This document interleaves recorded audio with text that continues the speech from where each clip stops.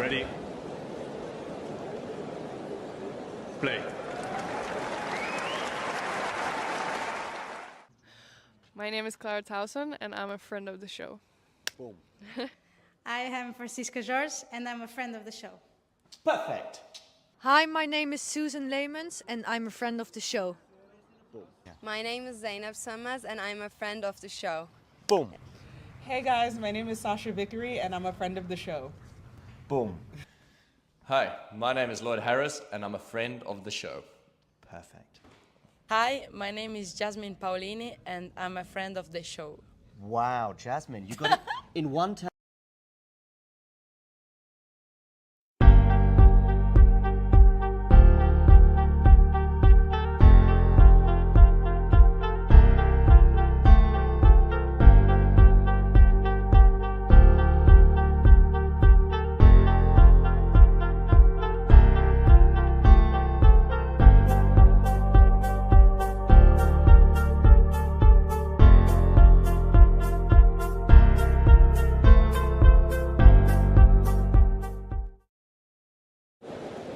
Ready?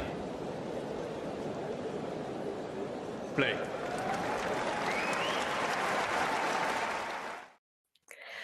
Welcome back to Talking Tennis. You've had the doubles show earlier, which was expertly brought to you by Matt and Will. And hopefully, just as expertly, we'll be able to bring you all of the sort of reaction and some of the thoughts on the wheelchair action at Roland Garros. And who better to do that with than Gemma Stevenson? Lovely to see you, Gemma. How are you? I'm good, thanks. How are you? Yeah, really good, thank you. Excited to sort of break this down with you. And of course, the best thing about this is I believe you were at Roland Garros. Yeah, I was. So I got back on Monday, slept on Tuesday, and then back to tennis coaching on Wednesday. Oh, wow. So packed schedule. We're very lucky to have you here tonight. I know it was difficult to sort of make it work. So thank you for that. So we've got lots to sort of cover this evening. I think I was hoping we'd sort of start with the women's singles. Yeah. Simply because that's probably the most, probably the one I watched the most personally. I ended up watching a good bit of the women's wheelchair singles. Obviously, the first thing to start with for me is just the incredible reign of Deirdre de Groot. How do you make of that? What do you make of that? But yeah, she's had a great reign at the Grand Slams. She's really difficult to beat at the Grand Slams. But I think what we also saw with Zhen Zhenzhou, who she was playing, the level of tennis she's playing on the clay court at the minute means she could also be a definite contender, because we've not got to forget that Dida has been beaten in singles this year. Dida always knew that there would come a time when she would be beaten. This record was being, every time she was in a press room, it was being mentioned to her. And it happened at the World Team Cup, but I think it was a great match to have on Chartrier, because it was so competitive. So it wasn't one-sided. It's a bit like with Dida, sometimes you can watch matches and it was a bit like, say, the Schwantek, a lot of Schwantek's matches in the women's draw, the women's main draw. She has such a good tennis brain and such good tennis tactics, and for what seems like all surfaces, that she is a difficult person to beat on any surface, regardless. But I think Zhen Zhenzhou gave a really good account of herself. She'd had a brilliant tournament up to that point, and it was really good to see that, it went the distance, this final. It wasn't a straight sets win. It was, it could have gone any way at any point.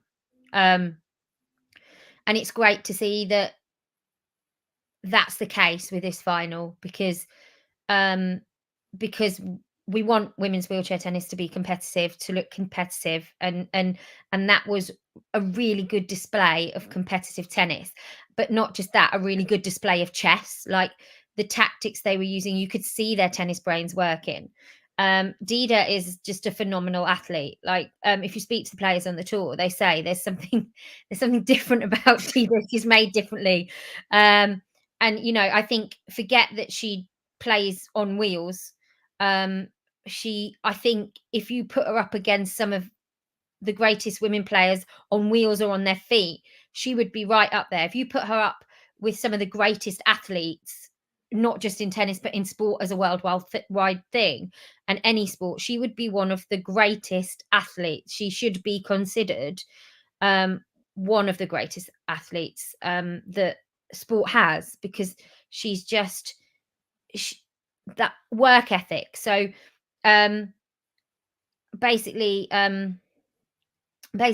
for that, it's, you know, the one thing I'm always impressed by Dida is, even if she wins a final in what seems like an effortless way. I mean, Roger Federer talked about it, didn't he, in that graduation speech. It may look effortless, but it's not, and that's the thing. And she makes it look effortless, but to say it is effortless is probably demeaning what she's doing and really downplaying what she's doing. And we should be looking at what she's achieved and going, that, you know, regardless of whether you play on wheels or on your feet, what she's achieved is massive. Yeah, absolutely huge. I totally agree with you about, you know, in terms of the athletes of the world right now, you've got to put her up there for her incredible achievements. And I would also say, you know, I was going to ask you, a period of dominance like Dida de Groot has had.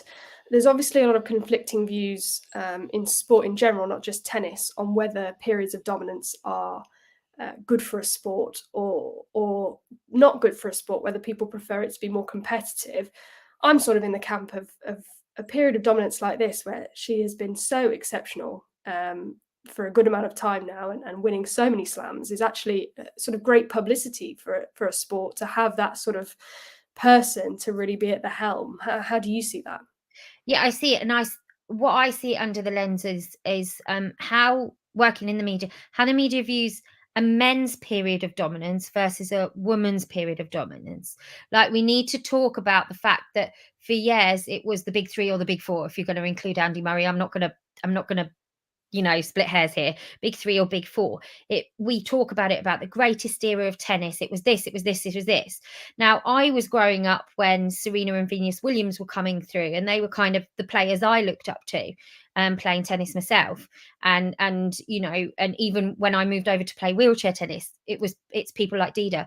Well, if you look at the way the Williams sisters' dominance was portrayed in media, it was, oh, now women's tennis is getting boring. It's all the same champion. It's like, how can you on one side say something's exciting and it's a classic era, but then when you're referring to women's tennis, it's boring? Like, you can't, and that's a narrative that really annoys me, because actually we are downplaying what these women in sport are achieving. You know, it you know, I think if you look at wheelchair tennis, before Dida, there was Esther Vergeer, who went for 10 years unbeaten in singles. Obviously, it was a very different time. Wheelchair tennis wasn't in as many Grand Slams. There weren't as many opportunities for Esther. So what she achieved across 10 years was, you know, you've got to look at the time and go, that's one reason why everybody within wheelchair tennis will say Esther's one of the GOATs. You know, but you look at the women that we've had in wheelchair tennis who have dominated, and the sort of a level of athleticism, the level of the fact that even if they win, they learn. That's one thing. Like, one thing when I speak to Dida, even if she has a straight set win, if I ask her a question, how do you feel about your level of play today? She'll always have something to say. She'll always say, well, I didn't do this right. And you're sat watching it going, it looked pretty. If I could hit shots like that, I'd be pretty happy, Dida, if I'm going to be honest. And you know, so I think you've got to look at their work ethic. I've just seen an answer to a question. Yeah, I think it was more the British media that kind of started saying that. We have a way in British media to kind of do down our athletes, really. But it's just something I've seen as a narrative that has happened from press. Tennis fans weren't saying Serena was boring. Tennis players weren't saying Serena was boring. Media were going, oh, it's really boring having the same person. And it's not, because actually from every win, you learn from them about I mean, from every win Dida has, when I sit in a press conference with her, I learn from her, because she says, I'll say, what next? What can you achieve next? And she goes, well, you know, people feel like I have won everything, but actually I've got little things in my game that I want to tweak. And it's really interesting when you sit in that press conference with her after the end of one slam, and then see at the next slam whether she's managed to, or at the next tournament, whether she's managed to tweak that. So there's little tweaks or little narratives that they tell you about in press conferences that you can go as a reporter who reports on the wheelchair tour a lot. Oh yeah, no, there we go. They've done that. So now I can ask what now. So they're never resting on their laurels, and that's what I think's often. It's the age-old women in sport debate. You know, they don't get enough coverage. They don't. You know, it's a different way of covering sport. Still, I mean, yeah, it's not equal, is it? I mean, I think there was a analysis of a paper, a couple of back pages of sports papers like a few weeks ago, and compared it with like 2014, and it had actually, the number of women's sports stories had gone down. So I think, yeah, I think, and I'm hoping in the same, you know, with the main draw. I think I did see a sea change in how the media look at Iga Swiatek and her dominance on clay. So let's hope that's a positive step forward, because they're now dissecting why she's so good on that surface, not saying, oh, it's boring. So there has been a sea change, but let's see if that's a permanent one or whether it's just temporary. Yeah, exactly. If Iga wins a few more Roland Garros in the next few years, we might see that start to edge towards where we don't want it to go, perhaps. I agree. Yeah. Out of interest, when you're saying about, just because I'm fascinated, when you're saying about Dida de Groot saying she often wants to tweak something in the next slam, do you find that usually in the next tournament you see her actually has done that, made that change? Sometimes she does, sometimes she doesn't. I mean, sometimes changes that players in wheelchair tennis talk about, there's something that can be fixed by the next week. Sometimes it's, you need to go home and have a good training block to really kind of have the time to tweak it. And I mean, this time of the year, obviously with the lead up to the Paralympics and the last few weeks of the Paralympic qualifications, you're seeing the top players competing every chance they can get, especially on clay. Because it's giving them kind of it's giving them practice on the surface, because they know they're going to be coming back to Paris for the Paralympics. Yeah, we will absolutely be coming back to the Paralympics in a little bit. We'll stick with Roland Garros for now, but we definitely will come back there. Just a quick word, you mentioned her already, but a quick word for Zhen Zhu, who obviously did, like you said, had a brilliant run to the final and then put up a great fight in the final. I believe it was her first final in Grand Slam singles, at least. Do you think we can expect to see her in more of those finals going forward? I think having watched her, I think she's a contender. I actually think now, if you looked at the number of athletes from China who were in the draw this year in the wheelchair, particularly in the wheelchair women's, there's definitely some up and comings, some ones that actually we haven't seen playing a lot in the last 3 years. I forget that it's a 3-year cycle this time, because obviously with delays, but so people who we've started seeing in the sort of back end of the qualifying period. So, you know, and often actually it's quite like I've seen it before in previous Paralympic cycles, that towards the end we'll often see a lot of Chinese athletes coming through, a lot of athletes from Thailand coming through, who we maybe don't see at the Grand Slams, or we don't see as much on tour.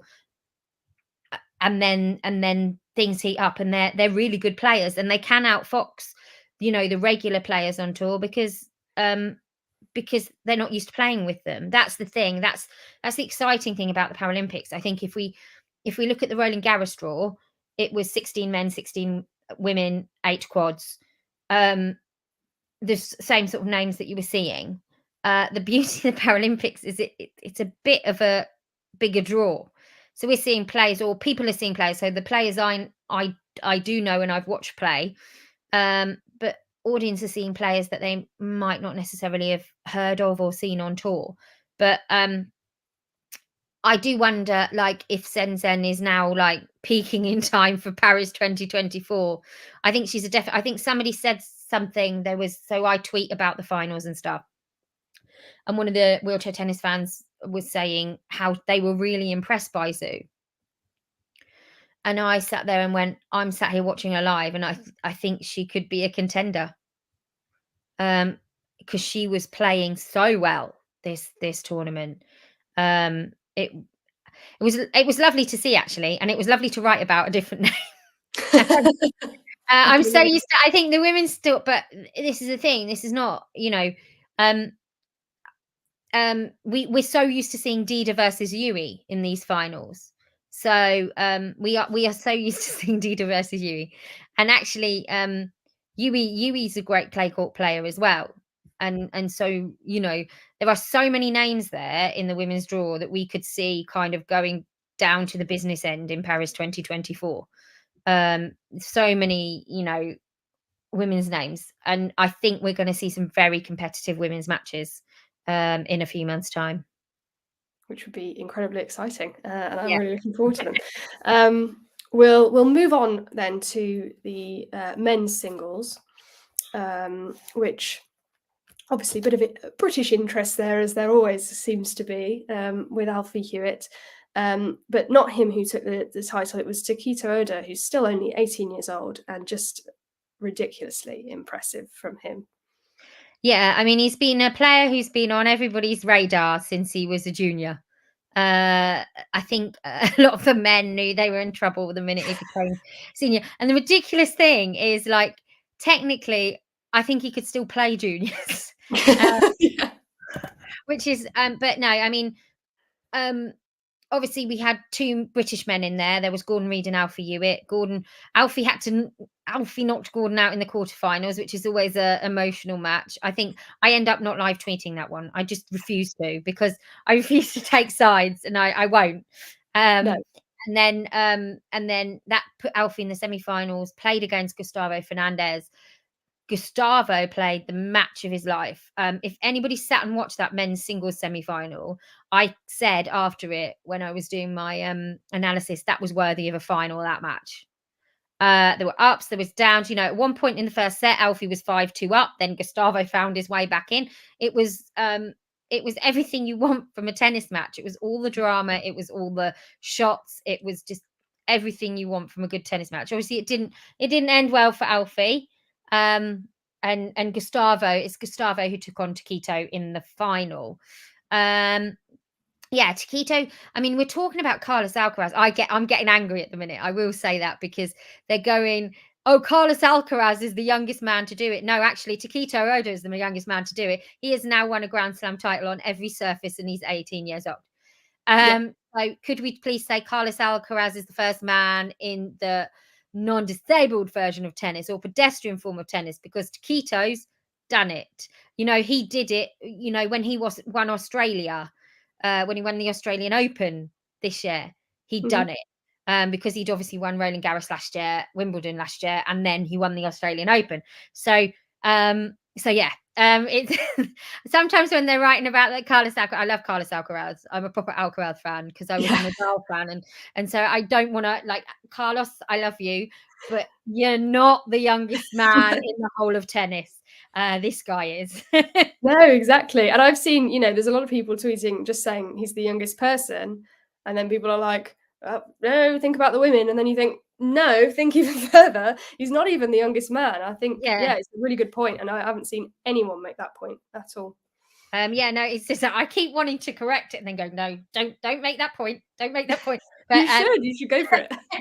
So, but yeah, no, it's quite, it's quite amazing to see what he's doing. Like, I think, obviously Japan have a rich heritage in wheelchair tennis. We have another GOAT, wheelchair tennis, Shingo Kunieda. So many Grand Slam titles, both singles and doubles. And so many Grand Slam titles, both singles and doubles. And it's actually good to see. I'm just looking at the cheese. Cheese board. There is one player on the tour that does do things with their trophies that make them useful. like turning their crystal vase, their Tiffany's vases from the US Open into flower pots and stuff. So I have asked that in things. So it might be that Taquito maybe uses that as a cheese board. I don't know. He's going to have enough of them to use one as a cheese board, I'd imagine, in the next few years.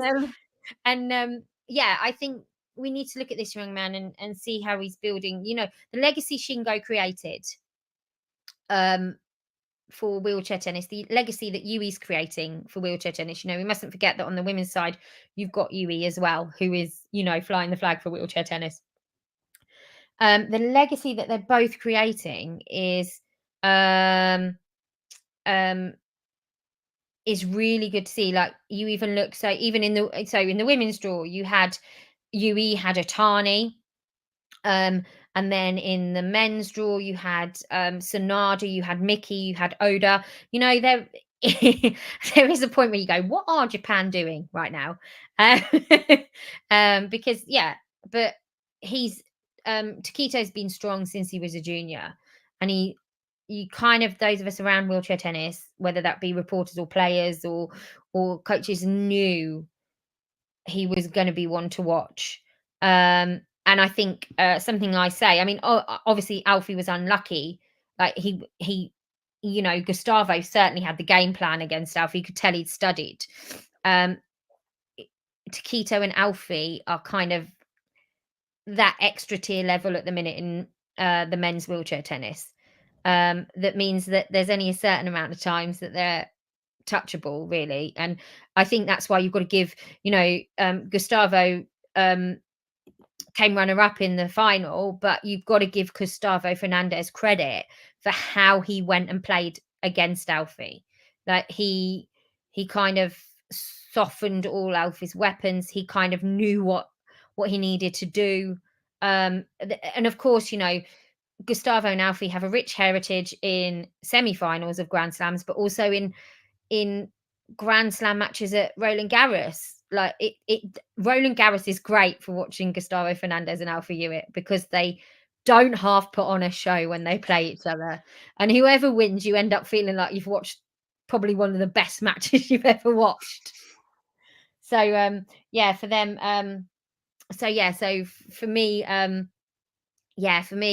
think we have to also, he didn't win the tournament, he didn't win the singles tournament, but the level that Gustavo played at throughout that tournament, and he's had time out for injury and stuff. It's not been an easy ride for him over the last 12 to 18 months. So to see him now playing at this level again and taking on Taquito and taking on Alfie, and holding his own, he didn't, even though he lost to Taquito, he didn't do himself any shame. And I said, I think that's what's been really nice to see as well. Gustavo back on form, back with that, how to say that fire that he has. Yeah, that's probably a good way to put it. And I was going to say as well, it feels a bit like we're at a stage where, especially in slam tennis or slam wheelchair tennis, anyone who's able to sort of disrupt that final of that probably most expect between Alfie Hewitt and Taquito Oda, anyone who's able to sort of disrupt that in a slam, it feels like they should be getting a lot of credit, regardless of sort of how they end up doing in the final. We had it in the US Open last year, where everybody was expecting, the previous 3 slam finals, had been Alfie and Taquito. And then Stefan Houdet decided to come in, play the tournament of his life and upset the party a bit. And Taquito didn't make it to the final. Yeah. So, it's not that these two are unbeatable. It's that you've just got to crack the code. Yeah, and it's not going to happen that often. So when it does, like you say, we should really, laud some praise on whoever's manages to get them out of the way for the final. Absolutely. But and sort of moving from that to the sort of men's doubles, just because it's a pretty natural segue due to the amount of the same names we're going to be talking about. Obviously, Alfie Hewitt and Gordon Reid once again triumphing over Oda and Mickey.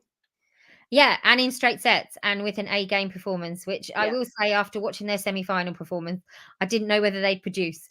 Their semi-final doubles worried me slightly. It was another one of those where they had to come from a set behind to win it. And so, but it's like they took that semi-final performance and went, "We're definitely not playing like that again." And Yeah. and that's the thing. I mean, you've got to think that only 2 months ago they were playing Mickey and Oda in Japan, and it was a very different ending. It went to 3 sets, and it went the Japanese pair's way. Yeah. It it it was you've got to think that, so there was a bit of revenge there. I do remember interviewing Alfie and saying, oh, because obviously they defeated Gustavo Fernandez and Stefan Hude to make it into the final. I went, was there a little bit of revenge for singles there? And he went, yeah, but I want more revenge tomorrow. Um, so so yeah, there was a little bit of revenge there, but the fact that they can put on such a dominant performance, because in a way, so when you look at it, so Michael Sheffers and Tom Egberink are a potential pair that they could, who they played in the first round, are a potential pair that they could go head to head with at the Paralympics. Equally, Mickey and Oda are a potential pair that they could end up going to head with in a few months' time in Paris again. Yeah. So you've got to think and look at it and go, well, that's a confidence boost for them, that they can put on such a dominant performance against some of the players that they did at this Grand Slam. Yeah, and the fact that, they continue to be the sort of dominant doubles pairing in the slams, at least, like you say, it's not always the same in elsewhere, but in the slams, they've not yet been beaten by Erda and Mickey in the, is it 3 finals now that they've played in the slam doubles? Yeah. So if they, being able to win all 3 of those must be, like you say, a massive boost going into the Paralympics soon. Yeah, and I mean, I think that's what happened. They reset after the semi-final. So I will say in their semi-final, they didn't play the big points well. The thing about the Grand Slam doubles with wheelchair is you don't play ad deuce, you play deciding point deuce. So if you end up at deuce, it's big point time, And so when they didn't have a good moment with big points for a lot of that semi-final, and then suddenly brought it out at the match tie break, which is full of big points, you can't really afford to lose them, and it seemed that they'd learned from that. So like when they played Mickey and Oda, they were doing the basics well, they were playing the big points well when they needed to, and actually they will admit, like they both admitted there was a moment there when they went a bit sloppy in the second set, which is what enabled the second set score to look a little bit closer than say the first set. But they this is the thing, like everybody expects Alfie and Gordon to be on their A game all the time because we're so used to seeing it. Like, admittedly, I said to them in their interview after the semi-final, well, we haven't been here for a long time, have we, boys? Because we're so used to seeing them being so dominant in matches at this level, at the high level. And so when and they were like, yeah, no, yeah, but and I think they relish the challenge, and they fully understand that they are a good team. I think they've been working together since sort of like 2013, 2014. So that's quite a long doubles partnership relationship. And it's something they've built, and it's something the LTA have built with the pair of them, knowing that they are both high level athletes, they are both incredible tennis players. And it's been built gradually over time. Like, I think people see Gordon and Alfie and think, oh, it just happened, seemed to just happen overnight. But it didn't. Like, there was so much building, and Gordon had to deal with teenage Alfie for a little while. Teenage Alfie was still very level-headed and very good with his ability to kind of assess. If you notice, but Gordon was the same. Notice when they were younger, they kind of were very hard on their sleeves. You could see the emotion, and now you can see the maturity in their doubles partnership, and how it's grown, and how they're now seeing success because of that. And they were seeing success even, in some of those early days. But there's a lot to be said for doubles partnerships that stay together in wheelchair tennis, because you do tend to. I mean, even if you look to the Dutch, Tom Egberink and Michael Scheffers, they're a doubles partnership who've been together for, well, as long as I've been reporting on the sport. And that isn't meant to make them sound old. They're not old. They've been a doubles partnership who've always been around, and stuff like that. So for me, it's nice to see these doubles partnerships that are together a long time and to see how they progress. Yeah, and it's very exciting prospect that, like you said, so many of these really, brilliant doubles partnerships are able to compete together in the Paralympics because they are of the same nationality. I think that's the thing. Like when we were going towards Tokyo, whether that was meant to be in 2020 or 2021, the main thing we were talking about in men's wheelchair doubles was the Brits versus the French. Alfie Gordon, Stefan, and Nico. Now we're talking about multiple partnerships. Yeah. We're talking about more. It's not a case of, it'll be the Brits and the French in the final. It's a case of actually anybody and anybody's on any day. That semi-final could have gone either way. It could have been that we saw Gustavo and Stefan Houdet in the final. They won't be a Paralympic partnerships. One's from Argentina and one's from France, so we won't see those in the Paralympics. They're just a pairing we get to enjoy at the Grand Slams. Yeah. But you look at it and it could have gone either way, that semi-final, and thankfully for the British tennis fans it went Alfie Gordon's way. Yeah, it would have been slightly more disappointing for British tennis fans if we hadn't got that doubles after the singles sort of disappointment, I suppose, on Alfie's side. Sort of onto the women's doubles now, where once again we're talking about some familiar names that we may have mentioned earlier, as Dida and Aniek, I believe, kind of won once again, which is another, like you were just talking about, long-term, really successful doubles partnership. Yeah, I mean, we've noticed with Dida sometimes over the last sort of 12 months, she's played with Jiska Griffin, who retired because she was having a baby and then has come back to the sport and is still as good as she was. We talk about mothers in tennis, and she's a mother who's returned to tennis. So what we haven't seen Dida and Aniek together quite as much as we did, all together, but it felt like good times when they were back together. I'm a big fan of Aniek and her tennis. I tell you what she is. She's somebody who,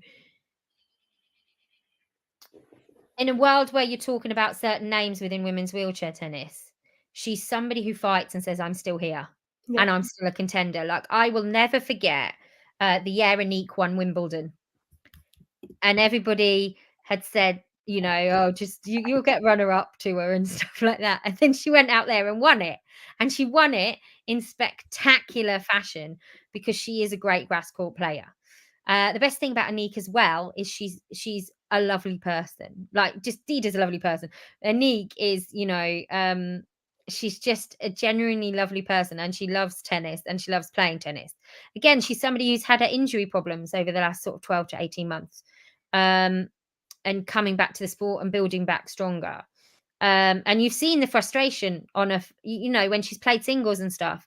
You've seen the frustration where she's not playing in the return, where she's not playing the kind of tennis she wants to play and she knows she can produce. And so actually this year she seems to be playing freely again, and it's really nice to see, because I love it when we see happy Aniek on court, because I love happy Aniek anyway. Aniek's always happy. She, you'll always see her in the going past in the press things, and she'll always smile at you and wave. And I have a lot of love for Aniek. She's a fantastic player and a fantastic ambassador for the sport. And as is Dida. And and it was so great to see them both together again, because I was like, yay! And nothing against Jiska. I love Dida and Jiska as a partnership as well. But it felt right at Roland Garros that we saw Dida and Aniek again, because it just felt right. And do you think it's any indication of which partnership we might see Dida go with in the Paralympics? I don't know really at the minute. Like, it could be any partnership that they go, you know, because if you think when you've got look in those women, you look at the Dutch women that were in the Grand Slam draw, you've got also Lizzie de Grief as well. So there are 4 very strong Dutch women there, and realistically, they could go in any combination. And I think it's probably just going to be a thing we see kind of once we know who's qualified for the Paralympics and who makes the best kind of partnership at the time. It will be something that's probably decided. You know, it's not like in the quad division where we know it's going to be Sam Schroeder and Niels Vink. It's not like in the men's where we know it's probably going to be Tom and Sheffers. It's a little bit more, which makes it interesting actually, because I'd like to see what the ending configuration is and to see how that plays out. I mean, we could very well have a women's doubles final that has 2 Dutch pairs in it. So good. I mean, the Dutch women have a heritage. Like, you know, you can't have an athlete like Esther Vergeer coming from the Netherlands and then not have the women's tennis players that the Dutch now have, because they are, you know, there's a heritage there that's been built with Dutch tennis. And what's really nice to see is the Dutch did have a quads heritage, and then they kind of disappeared off the radar for a bit, and then Sam and Niels came up, and it was like, oh, they're back. So I think when you're looking at kind of powerhouses within the sport, you've got the Netherlands, you've got Great Britain, definitely Japan's definitely up there. You know, you've got those people, those countries and those teams. You know, the USA do great things in the quad division, and stuff like that. You know, you got in the quad division, you can't deny that David Wagner is a legend of the sport. He's still going, which is great. And you know, he's widely considered a legend of the quad division, the way Pete Norfolk was in Britain, you know, and so it's really nice to see that countries have options, you know, where they can play around a little bit with configurations and stuff, because it makes it more interesting to watch. Yeah, and it's exciting to see what we're going to end up with and what sort of partnerships we're going to see at the Paralympics. Before we sort of move on to have a real sort of look at the Paralympics that are coming up, and obviously very exciting. Obviously, we want to talk about the quad division at Roland Garros as well. We'll start with the singles. Yeah. Where it wasn't a Dutch winner in the end. No, it was. I'll just go and switch my light on because I'm fully aware it was light when we started this interview. So give me a second. No problem. I'll just have to wheel to the light bulb. And that's then, the problem with the light at the moment. It's bright for so long, and then it's suddenly just gone. So bright, and then we didn't, and then it started getting dark. Exactly. I was wondering whether I could message my boyfriend to say, "Could you come and switch the light on?" But then that's too lazy, isn't it? No, not at all. I totally would have respected that. So yeah, so the quads division, it was a guy called Guy Sasson, relatively new to the quads division, has had quite a high rise in the quads division. He was a men's player. Yeah, Gemma coming to us from the deepest, darkest England. Yeah.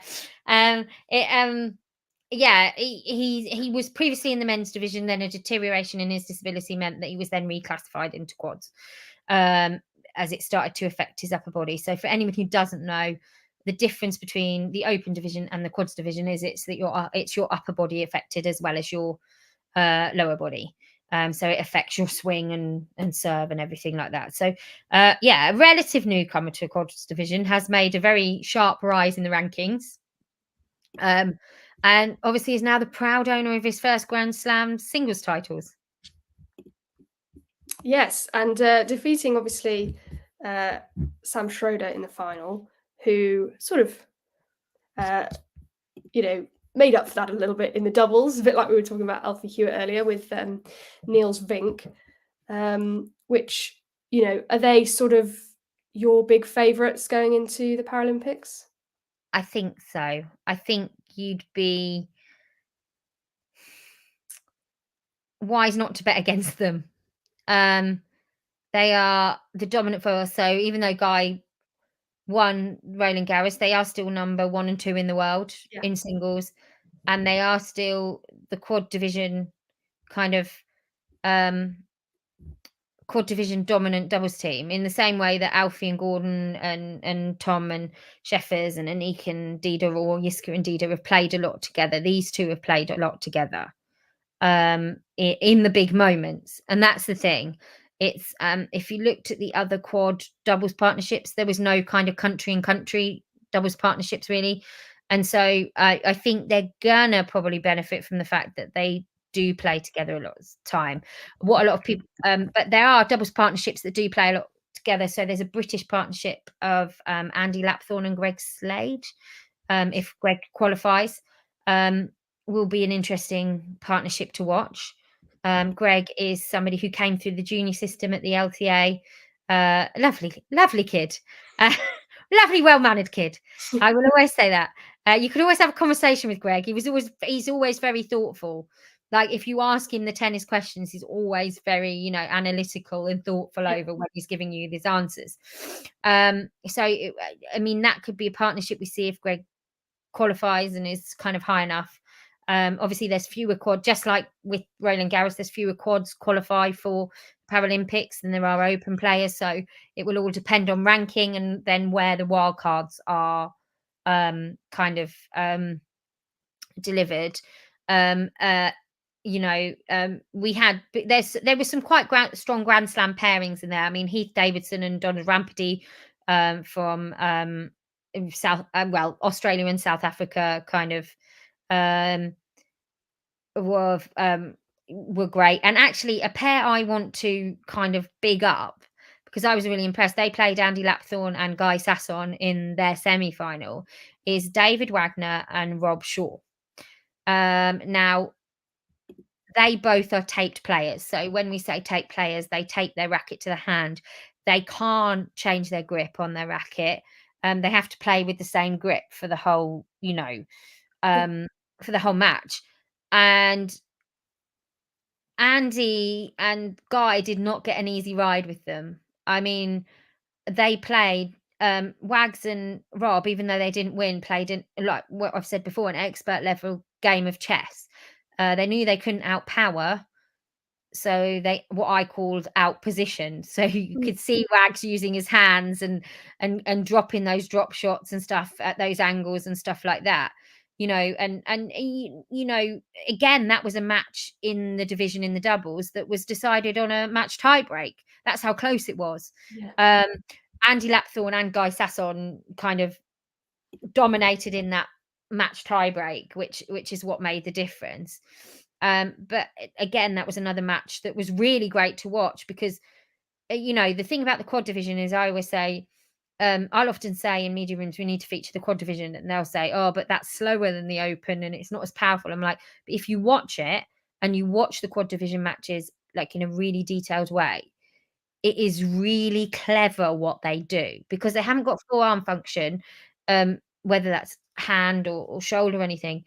What they do and how they construct points is, I always say, like a chess master. Every one of them in that division, they are like really good chess masters, because there is a different level of disability and function in the upper bodies. There's bound to be. It's classification. It's so wide ranging. when people ask about it, I say, yeah, but in weight divisions in boxing, you always have somebody at the top of the weight and who's at the lower of the weight. How do you make that fairer? Do you know what I mean? And but I always find it, yes, it might not be as powerful or it might not be as fast, but watch it and see how brilliantly these players use their brains. The kind of tennis brains that these quad division players have are, I think are like no others. And I think that's what we saw.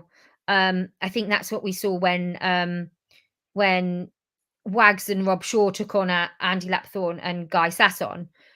The level of tennis brain that Wags and Rob Shaw were doing, it was that's what I was hooked into. I was like, this is great how each pair, Lapo and Sasson and Rob and Wags, were literally trying to outsmart each other and get one over each other. And when you looked back on the points, you were like, oh, that was the point when they decided to go for that tactic.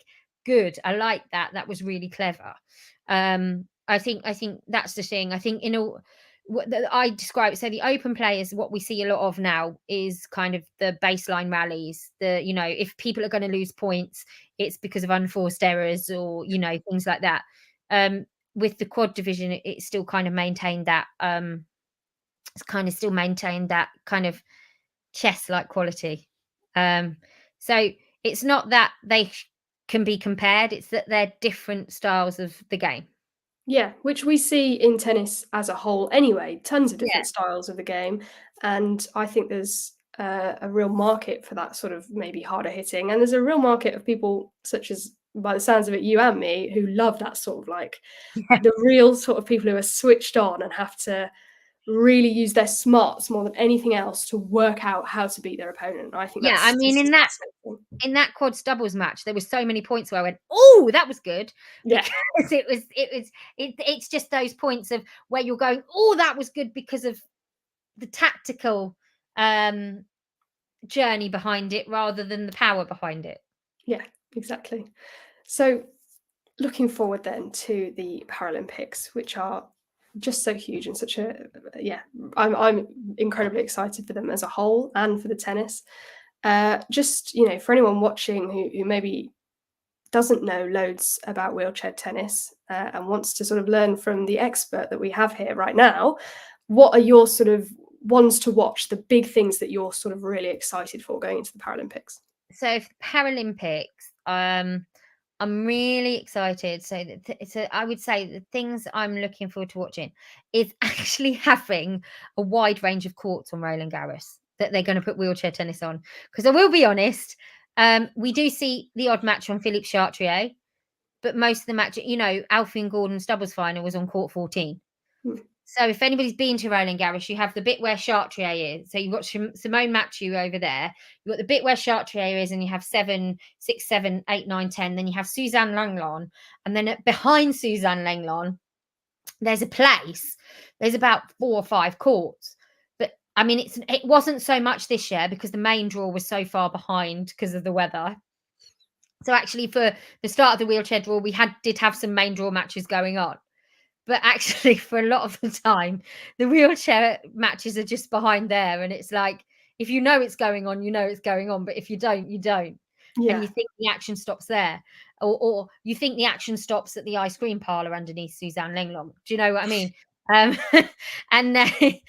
And so what I will be excited about is to see primetime matches on Suzanne Langlon, on Simone Mathieu, on Philippe Chartrier. They ain't sharing the stage with the pedestrian tennis players now. So and one of the reasons I'm excited about that is for so many years at Roland Garros, I'm a wheelchair user.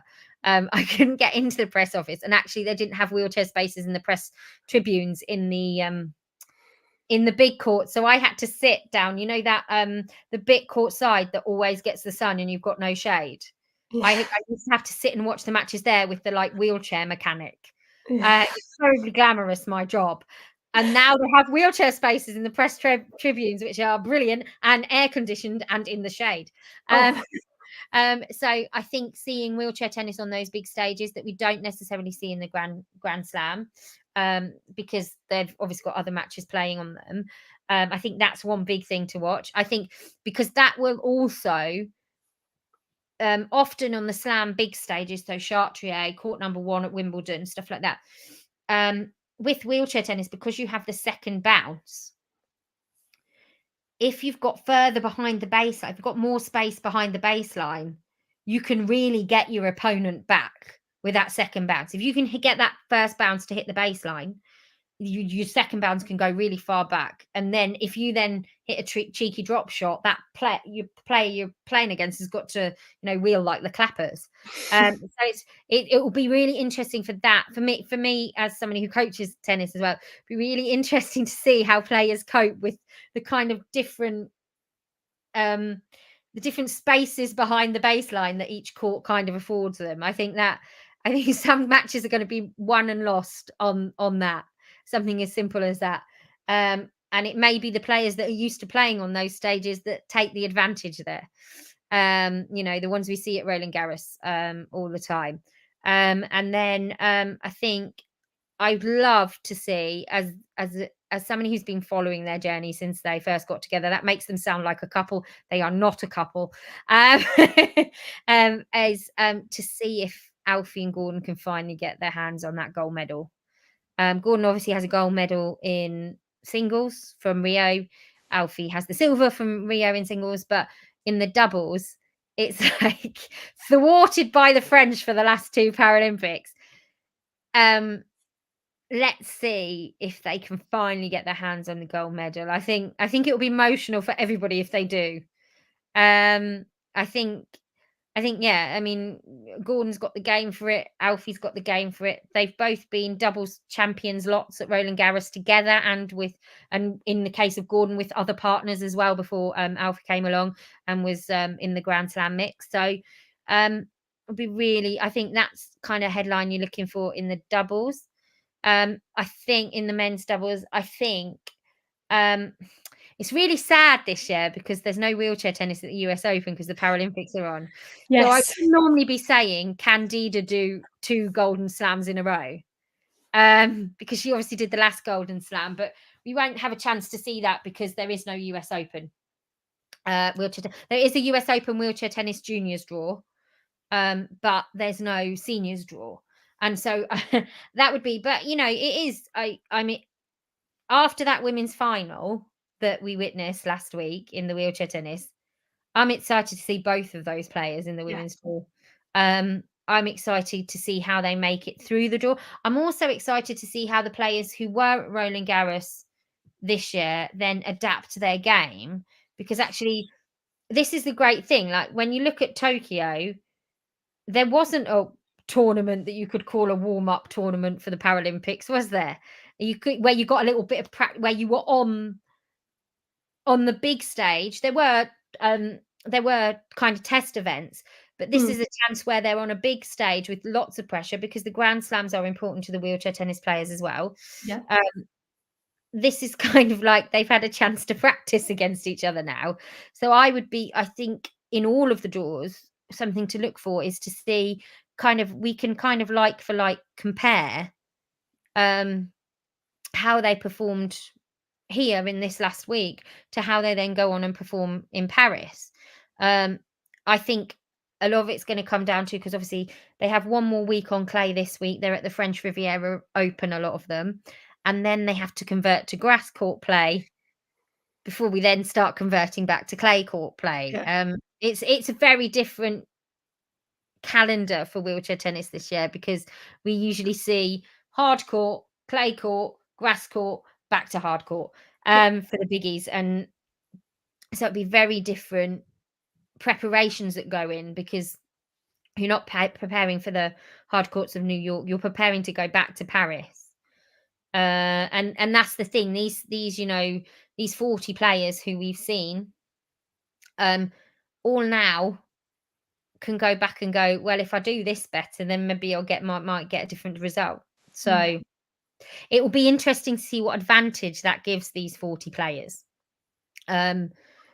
Because there are a lot of clay court tournaments on the wheelchair tennis tour. It's not like grass court tournaments where it does literally exist in that kind of 4 weeks of Wimbledon and co. There are a lot of clay court, so it's not like and especially at the junior stages, there's a lot of clay court tournaments as well. So it's not like it's a surface where only the very few, but the big occasion on a clay court like Roland Garros, we might see that it is the kind of people we would expect to be there, or we could be completely shocked.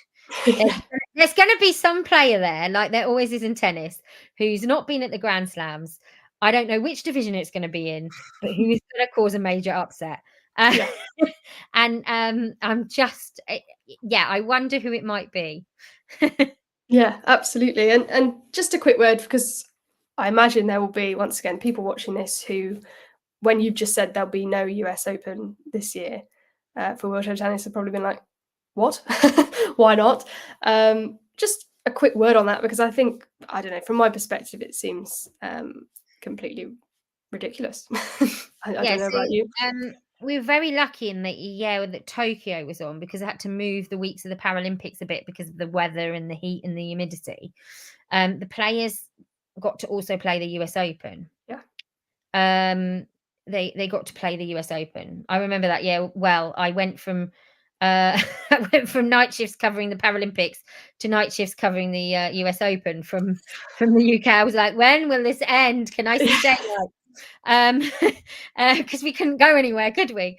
No. In normal Paralympic cycles, the US Open is always missed out.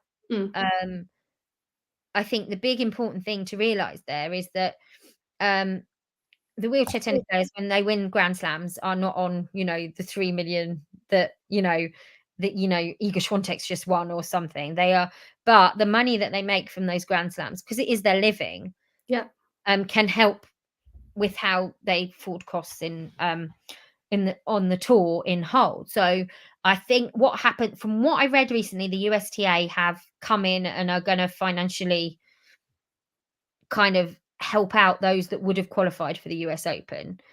But it's not really the same thing, is it? Oh, you didn't get to play it, here's some money. I think the problem is, because of where the Paralympics are due every year, it does hit the US Open. And what I hope doesn't happen is, obviously, because the world's eyes will be on the US Open as well at the same time. I hope we don't forget the wheelchair tennis is happening at the Paralympics as well. It's a bit like that thing of, we know this year because the Euros are on. Wimbledon men's final is going to be on at the same day as the Euros final, and it's gonna be sharing the spotlight. I won't mention the other thing Wimbledon's sharing the spotlight with, and here in the UK during that fortnight as well. So I think what I hope is, and what I would say to everybody is, please tune into the wheelchair tennis at the Paralympics. It's a great opportunity to watch it, because actually we're in roughly the same time zone. Like, Paris is an hour ahead of us. With Tokyo and Rio, because of the time difference, you are having to stay up all night to watch it. So with the time difference, but when now it's in Paris, it's like it's there when you get in from work, it's there when you get in from school, because I think for some of the I think they're back at school for some of the weeks, and it's there, and you can find it on streaming, even if it's not on the television, because that's the thing with Paralympic coverage as well, is it kind of darts from sport to sport because it has to. Yeah, because there's just so much going on. But actually, if you go on a lot of the channels who are broadcasting it, they also have the streaming of the whole matches that you can go watch. So I would say, yes, enjoy the US Open, but don't forget that the people who you usually see playing at the US Open are playing at the Paralympics. And it's on your time zone. Like, if you're in the UK like me, or you're in Europe, it's in your time zone. Don't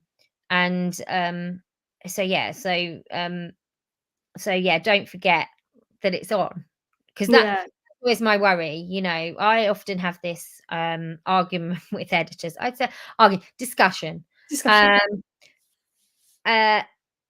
say to me, but it's really difficult to get to the wheelchair tennis to cover it in depth, because they don't do the same tour as the ATP and WTA. And then when they're at the Grand Slams, or say they're at Rotterdam, or they're at Queens, or Eastbourne, as they will be this year, where they're at the same event, you then go, well, why aren't you covering it now? And they go, oh, well, the problem is now they're integrated with the ATP and WTA tour, and really we don't have enough staff to cover them. So it's like, well, you can't say both ways are a problem. Absolutely not. So I mean, it does worry me that tennis will kind of face towards New York and forget about Paris. That is a big worry for me. It's one of the reasons that I know that, although I cover other sports as well, and I will be covering other sports for where I work for, but my eyes will firmly be on Roland Garros as well, because I think, me more than most, because I'm usually out at New York and stuff, realize that if people are looking at tennis at that time, they're probably going to be looking at the Grand Slam rather than the Paralympics. I hope they're not going to be. I hope everybody tunes in who's able to. But yeah, I think that's the thing. That's the thing for me is don't forget that there's also tennis being played in Paris at the same time as the US Open, and they're competing for gold. You know, the tennis doesn't stop after the Olympics are over. There's a whole Paralympics to, and you know, and if you like racket sports, Paralympics also have badminton in, table tennis. So if you're a big fan of racket sports, the Paralympics are great because there's so many of them, and you can just kind of flip between them. It's great. It's great. No wheelchair breaking yet though. There's breaking in the Olympics.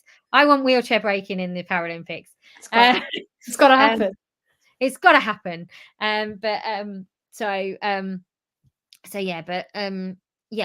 think also turn your attention to what's going on in Paris at the same time as New York. Part of me, and I don't hold out much hope, but part of me would hope that, you know, especially with the US Open saying, you know, well, we're not running the wheelchair events because they overlap. Part of me would hope that the US Open would almost signpost whilst their tournament is going on, look what's happening in Paris right now. It's a different time zone, so it's not like they're really competing with each other. I would, and again, like I say, not holding much hope, but I would really hope and expect really from the US Open to really be broadcasting that, not broadcasting the matches, but just, you know, signposting people to this is happening right now in Paris and it is important and it's good tennis. You could see it happening. I mean, the US have quite a few good tennis players across the division. I mean, you only have to look at Roland Garros this year. Casey Ratzlaff. Yeah. Massive win of his career. Yeah. In that opening round of Roland Garros this year. You've got Dana Mathewson, again, another lovely player. She's always smiley. Like Dana, if you're feeling a bit down and you want to watch a match and Dana and Anique are playing each other, just watch that. Make you feel happy. It's fine. They're both very smiley players. So Dana, you've got Dana Mathewson. You've also got a brilliant junior in the women for the Americans called Miley Phelps. She played in the junior draw at Roland Garros here, a wheelchair junior draw. And then in the quads division, you've got David Wagner. So there are quite a lot of US players lining up for and the US Open is run by the USTA. So let's hope. Let's hope. If not, I'll be like, while you're watching the #US Open, every Paralympics, I will be US Opening hashtagging it as well. Yes, do that. Just so that people who are following that are also following that. But, you know, there are people like me, there are people in the media who understand the power of representation and the power. I mean, I think one of the strongest moments for me as well at this year, Roland Garros, not even in the wheelchair draw, was seeing a line judge in a wheelchair. Yeah. I don't know whether you saw that image and he actually was line judging, I think it was Gordon and Alfie's semi-final. And I think that's the thing, and that made me proud to be part of tennis. You know, I coach when I'm not broadcasting, and I went, you see, that's why this sport is good. This sport gets inclusion. This sport does not put a glass ceiling there and say you can't do that. I mean, obviously, I think the worst thing was so other journalists started noticing it, and I can't tell you. Most of the comments were very positive. Obviously, the keyboard warriors who wouldn't say it to people's face came on as well and started saying quite rude things about disabled people being trusted with such important decisions. And it was like, really? We're in 24, right? We're in 2024, mate. Yeah. Like, you're really going to go that? But that's the problem. If somebody like that line judge puts himself out there, he's putting themselves out there. You know, I always remember when I did my podcast, and I speak about it openly. When I did my podcast on during the pandemic that I just did on women in sport and arts and business, I did quite a few football interviews because a lot of people aren't aware that I did, like, when I was a student, I did a lot on women's football as well as tennis. Yeah. And I interviewed somebody quite high up in women's football, and I call it I was like sat there and I was going, I had the most unique troll you think you could ever have. I remember somebody slipped into my DMs on Twitter, now X, and said, not only is it offensive that you're a woman talking about football, but your legs don't work either. So it was almost like, Oh my God. yeah. And I think the thing is, those of us who are disabled, who put ourselves out there, we do put ourselves out there, and we do expect that people, the trolls who wouldn't say things to your face, will write stuff. It does hurt. And I can imagine if that line judge was seeing what was being said, I hope he didn't, those sort of things would hurt. But the sport itself and what the sport itself is doing, you cannot criticize them for inclusion. You know, if you think, you know, I coach tennis. I don't just coach kids in wheelchairs. I coach standing players as well. Yeah, absolutely. It's that kind of, in a world where there's so many glass ceilings coming down on you, tennis tells you there's a way that you can break those. And it's why I love this sport so much. It's why I've played this sport since I was young. It's why I have a love of this sport, and why I report predominantly on it, because when it comes to representation, it gets it. The one thing we need to have a wheelchair using chair umpire, because I'd love to see how they'd get a chair umpire that high. And I'm not going to lie, if I was a chair umpire, you know, on clay, how they don't have Hawkeye and stuff, and you do have to keep getting down the stairs and stuff. Yeah. If I was a chair umpire, I'd be like, no, mate, we'll just let the call stand. I ain't doing those stairs. It's out. It's out. So, I mean, the Australian Open, I don't know whether you've seen them, have seats which the chair umpire sits on, and then it goes like that. That could be a way forward for all of them. But I couldn't imagine, like, with all the, I know they're changing the way that they do line. They do chair umpire, and they're going to have electronic line calling in some form next year. But I could just imagine the match, just like this chair umpire coming down and taking 5 hours, going across, and then chair umpire back up. It'd be quite funny. And the one thing I was disappointed didn't happen in Roland Garros is, you know how the chair umpires had cameras this year? Yes. I don't know whether you saw the comical joy of what happened. Have you seen any of the footage that's been out on social media? So if anybody hasn't seen this footage, the way the cameras are angled and with the chair umpire higher up, it does look like the chair umpire is talking to a small child. It's brilliant. It is like, if you need a laugh, and it's even better when the players are getting in a grump about it. It's even better. Like, if you've got a grumpy player who's in a mood, just that look down as this player's going. So funny. It's a real highlight for me. Then I was like, what happens if this happens with the wheelchair draw? Because we're sat even lower than a kind of standing player. They didn't release any footage of that. No. But no, I mean, the chair umpires having cameras this year. There was a couple of things this year at the whole of Roland Garros that made me smile. That was one of them. The chair umpire escorting a dog off the court was another one. Did you see that one? I did. I loved that one. Did you see the pigeon? Yes, the pigeon. Pigeon's my favourite. Yeah. There were some great official moments. Like, there were some great moments for the officials there. That you know, that won't be forgotten from this year's kind of tournament as well. 100%. I was disappointed there was no dogs interrupted the wheelchair tennis. I was like, oh, I wanted them to interrupt. I mean, obviously, I didn't want them to interrupt players' flow, but it would have been nice. It would have been like, oh, stopped. Dog stopped play. It's fine. So, you know, it's kind of, there were some great moments for the officials. But like I say, you know, when we look at, we're talking about wheelchair tennis here, but yeah, when you're looking at the representation that was there at Roland Garros, you know, I wasn't, for the first time I think ever, I wasn't the only reporter with a disability. I was still the only wheelchair user, which is frustrating, but I wasn't the only reporter with a disability, and that's a big move as well. You had a photographer there who also had a disability. So the way the sport is welcoming, I know some sports, the access for disabled journalists isn't the best. There's certain sports that I would have loved to have gone into but couldn't, just because the wheelchair access to do what I wanted to do and to be where I wanted to be, the wheelchair access wasn't there.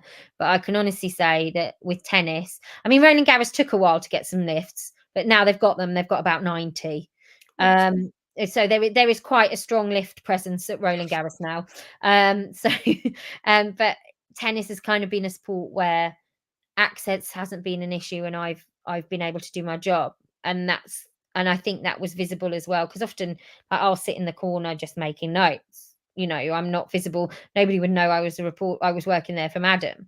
But that visible of having that line judge there sends a message as well to say that, and I wonder how many kids will have sat there, watched it, how many disabled kids will have sat there and watched that and gone, oh, this is an option. I like tennis.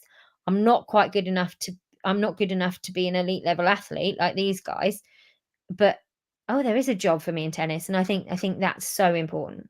Yeah, I mean, it's a bit of a cliche, and I'm not always a cliche fan, but that whole you can only be what you can see, yeah, I think is important in so many aspects. And this is, I think that's exactly what you need to see in these big tournaments. Yeah, no, and that's and yeah, like the thing is, it's been on a Grand Slam stage now. If you think Australia, we had the ball kid who was a wheelchair user. Yeah, Roland Garros, we've had the line judge. Wimbledon, over to you. They're on fire. Speaking as a wheelchair user, I hope they're not a groundsman, because I can tell you, wheeling on grass is not the best. It's possibly the hardest thing. So I hope they're not a grounds person. If they are, hats off to you, mate. You get my star of the tournament, because if anybody's attempted to wheel a wheelchair on grass, it's not pretty. The shoulders ache. But that's the thing. Wimbledon, over to you. What are you going to do to make that kind of visible? So yeah, let's let more sports be like tennis, please. 100%. And John's completely right. No, not John. Sorry, Nick. I'm getting confused with my producers, as I shouldn't do. Sorry, Nick. But absolutely, I agree. We've had so many good questions in the chat today that I've seen as they've gone past, and we've had too much to talk about with Roland Garros and the upcoming Paralympics. But I hope at some point we'll be able to have maybe another show where we can really delve into some of the questions that people have about wheelchair tennis, and maybe we can get you to answer some of those. I'm just looking at the comments now, and it's like, who is this Nick? There is only John. I'm so sorry, John. I'm just so used to John being there. He's always there. Nick needs to get on camera now so people know that he's not a ghost or something. My bad. There he is. Perfect. Hey, there's Nick, everybody. He exists. He's not a ghost. Ashley's put, can I ask a question? Yes. Why not, Ashley? Please do. Where can everybody start wheelchair tennis? Where are you based, Ashley? Just type quickly where you're based. I might be able to help you. Because if you're based in the UK, so the LTA have a very good program called the Open Court program. You can go and search on it. Nottingham. Oh yeah, you've got loads of tennis by you. You've got loads of tennis by you.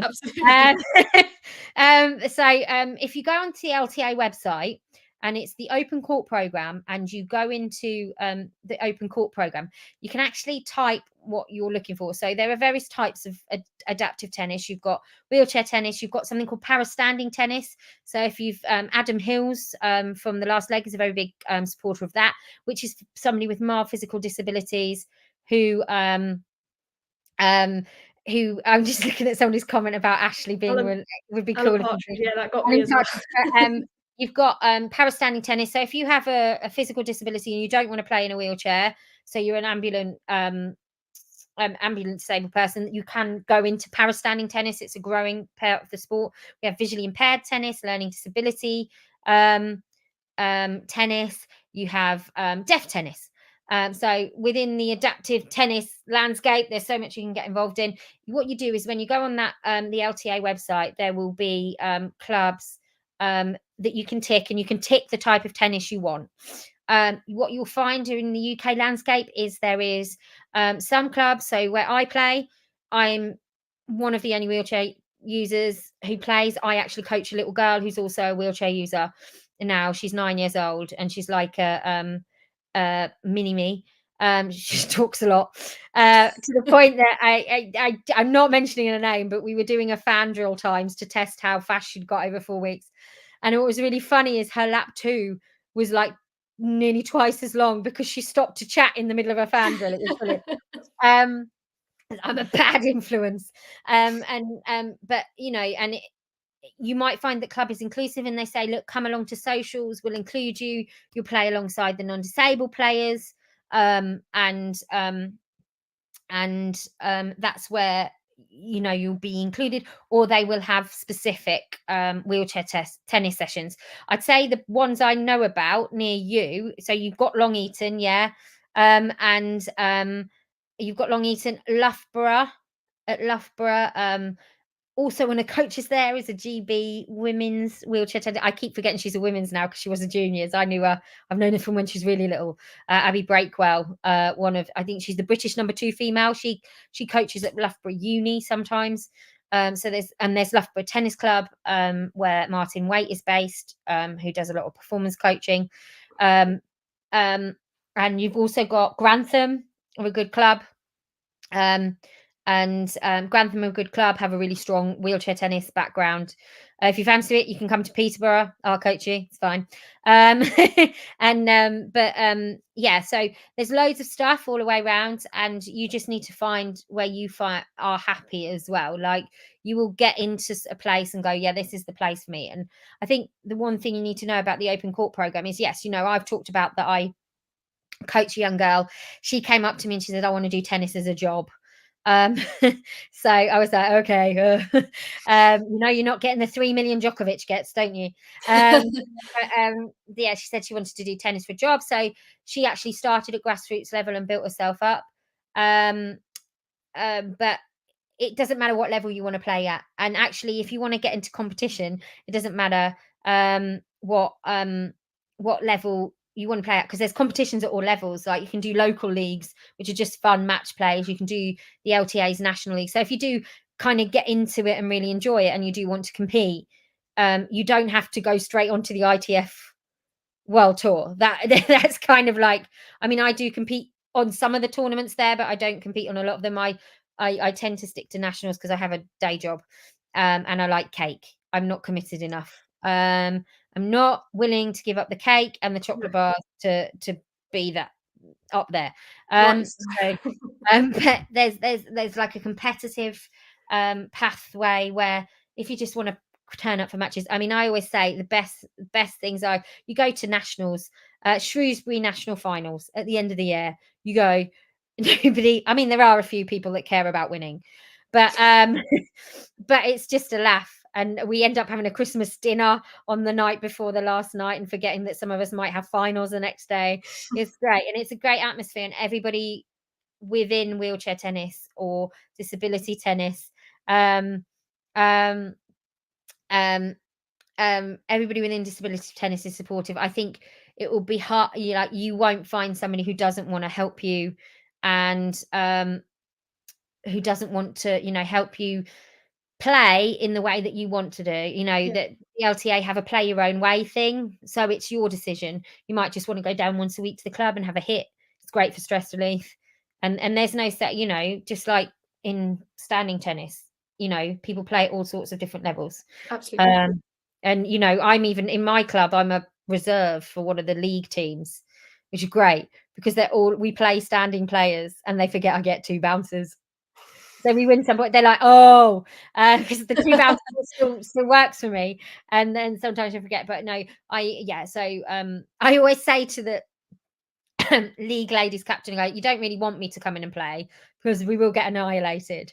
But I always say every year, I want to, I'll say, if you need somebody, if you get desperate, call me. Because and also, Ashley, that's no problem. Ashley, if you've got my Twitter, if you need links and stuff, just get in touch on Twitter or Instagram. It's the same handle. And if you get stuck, but I mean, if you start at the places I've said, then you'll find somewhere to play, and it's whichever one is easiest for you to get to. Yeah, I was going to say, just quickly before we sort of wrap up, just let everyone know where they can sort of find you? Obviously, we've got your Twitter on the screen, but how can everyone sort of follow your brilliant tennis and other sports coverage? Yeah, so coming if up? I'm mostly on Instagram. I'm one of those people who like Instagram more than Twitter, mainly because there's less abuse. But you'll often find me doing. So what I say is my Twitter is my professional front. So if I'm live tweeting matches, that's where it happens. So that's at G Stevenson Sport. My Instagram is the behind the scenes. So if you want to know what coffee I'm drinking, whether I'm going over my daily allowance from the dietitian, or if a tournament is having a vegetarian day like Roland Garros had, and when you have Crohn's disease like me, and you're meant to eat less than, and you're in a flare up and you're being told to eat less than 10 grams of fiber, and all they have is vegetables, and you're having a nervous breakdown at a tournament because all you've eaten for 12 hours is garlic bread. My breath smelled beautiful. I mean, my boyfriend came over to France with us as well, and I'm like, I don't know how he didn't dump me. Garlic on my breath, because that's what I had to survive on. So Instagram's the place to be for that. The behind the scenes, Instagram's the place to be for that. Also, if you you can listen to it if you want, from any part of the UK. So I present a sports show on Saturday afternoons on BBC Radio Cambridgeshire. That we cover football, rugby, tennis. What else have we done? Ice hockey, powerlifting, golf, anything you name it. Anything that's on, you name it, we'll do it. So if you find BBC Radio Cambridgeshire on BBC Sounds, and you can listen live or you can listen back once the show's been on.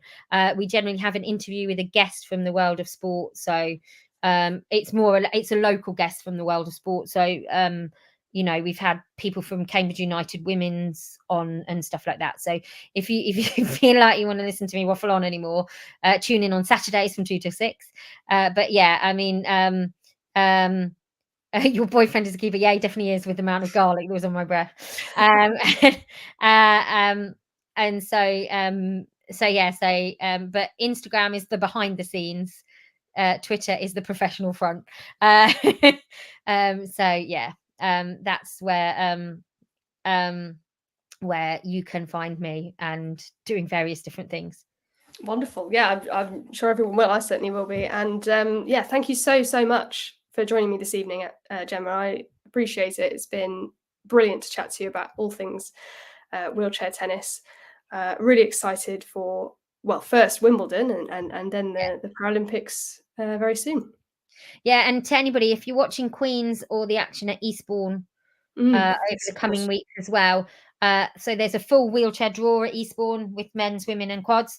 There will be an exhibition. So usually there is a tournament at Queen's, but that's not happening this year. There's an exhibition at Queen's. So there will be a disability tennis exhibition. So the beauty of that is you won't just see wheelchair tennis, you'll see the other forms of adaptive tennis that we have in the UK. And it really gets you to you can really see how these people, that I still think, like, people say to me, you play tennis in a wheelchair, that's skillful. Nah, for me, the most skillful tennis players are the visually impaired tennis players, because what they do, I don't know whether it's because I have a hearing impairment, so I couldn't hear a ball jangling, but it's really, you have to watch them, and there's silence while they're playing because it's the sound of the ball. But I just don't know how they even work out where the ball is from the sound, and whether it's on its second bounce or its third bounce. So if they do a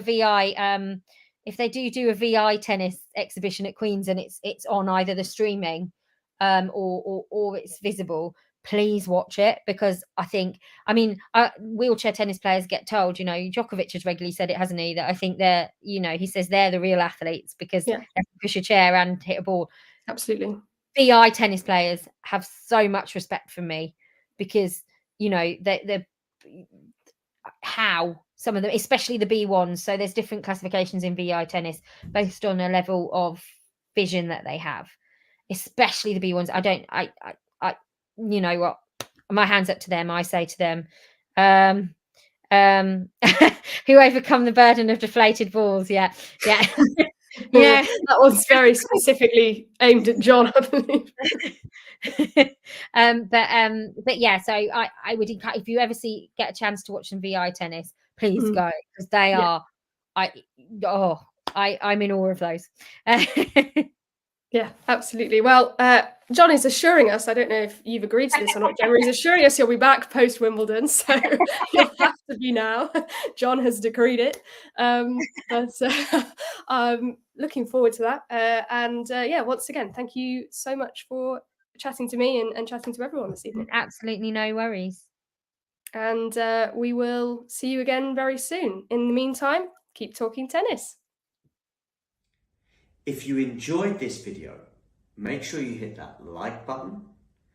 Don't forget to subscribe and click that notification bell so you don't miss out on all things tennis.